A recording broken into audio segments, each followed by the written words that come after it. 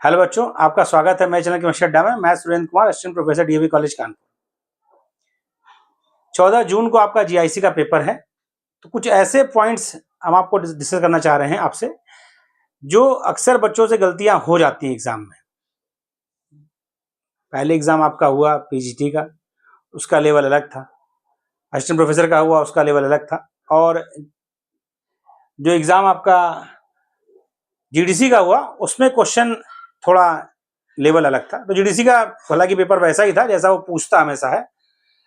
तो बच्चों ने क्या किया, क्वेश्चन बहुत किया, करने में कोई समस्या नहीं है, हमने उसका कट ऑफ बता रखा था। बट अब कट ऑफ हमेशा एक्सपेक्टेड होता है, ऐसा अंदाजा बताया था, क्योंकि 15 गुना बच्चा बुलाया जाता है, उस हिसाब से कट ऑफ बताई जाती है। भाई 1/3 की नेगेटिव मार्किंग है, 15 टाइम्स सीट के 15 गुना बच्चा कॉल होगा फॉर मेंस के लिए। तो आपको ये बातें ध्यान रखनी होती है कि ऐसा ना हो कि आप निगेटिव मार्किंग में मेंस की कॉल से ही रह जाएं।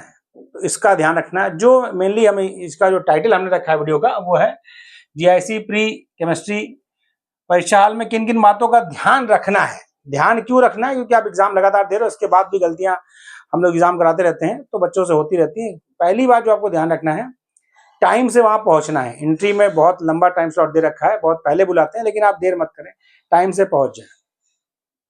मोबाइल वगैरह नहीं ले आना, तो पहले चेकिंग हो जाएगी, वो जमा हो जाएगा, तो उसकी समस्या नहीं आती। एग्जामिनेशन हॉल में जो आपको शुरुआत में जो मिलता है, ओएमआर शीट पहले मिलती है। देखिए, कुछ एग्जाम में क्या होता है, ओएमआर का नंबर और क्वेश्चन बुकलेट का नंबर अलग होता है। जैसे जो आपका आयोग कराता है, इसमें टीजीटी पीजीटी, उसमें अलग था। असिस्टेंट प्रोफेसर वाले में भी देखा 2 नंबर अलग है।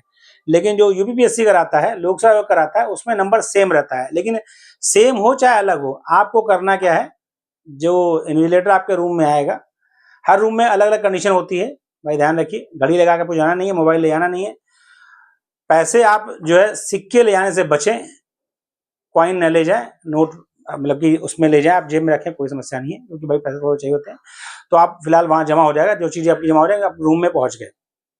रूम में पहुंचने के बाद मेनली आपको पेन, मैंने पहले बताया था कि पेन पर भी ध्यान रखें। अभी हम लोग कभी देखते हैं बच्चा पेन लाता है बहुत पतले पॉइंट्स की, तो पेन आप जो थोड़ा मोटे चलते हैं, जैसे लिक्विड फ्लो या कुछ पेन आते हैं स्पेशली बबल्स कलर करने के लिए, मार्केट में आप जाएंगे आपको मिल जाएंगे। क्योंकि हम एग्जामिनेशन हॉल में अक्सर देखते हैं कि बहुत बच्चा वो सिंपल पेन लाता है, बहुत टाइम लगता है गोला भरने उसमें। तो आपके पास समय, पेन जरूर खरीद लें। पेन तो भाई हथियार है, युद्ध में आप जा रहे हैं तो हथियार आपके पास होना चाहिए। 2 पेन आपके पास वो होना चाहिए। ब्लैक पेन से रखना है, ब्लू पेन इस्तेमाल नहीं करना है। तो ब्लैक पेन ही आप खरीदें, उसमें कोई समस्या नहीं है।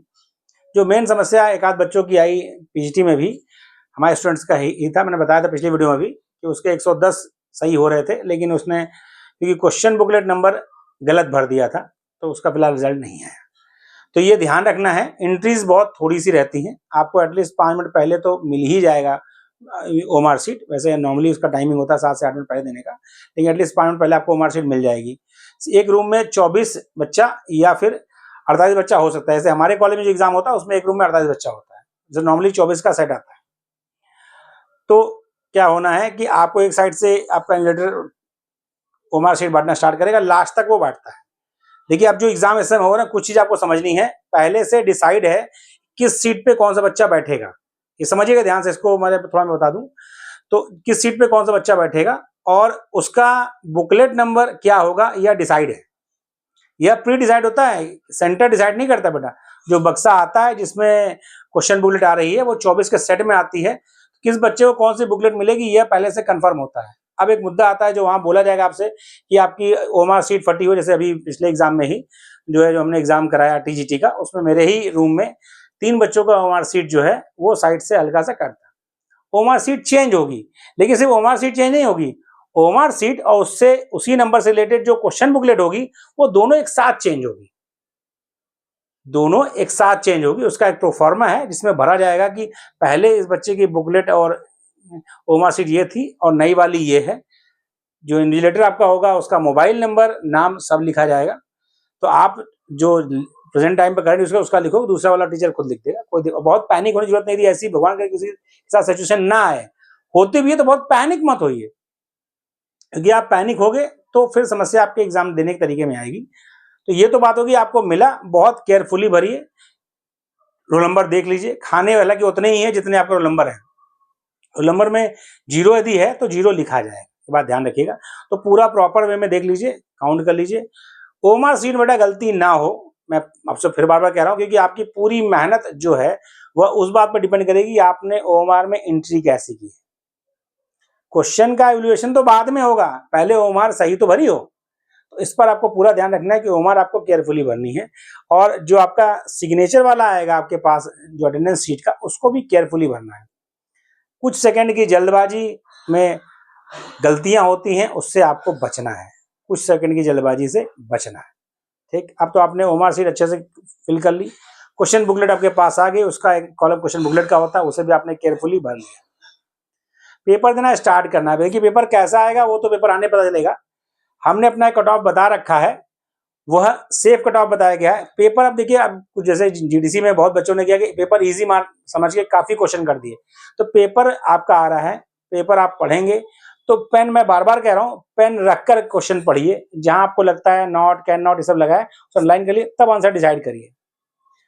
जीएस का क्वेश्चन आपको जो करना है, 40 क्वेश्चन उसमें आएगा, उसमें जो भी क्वेश्चन आपको आ रहा है वो करिए। जीएस का अलग से कट ऑफ नहीं है, किसी भी भ्रम में मत रहेगा।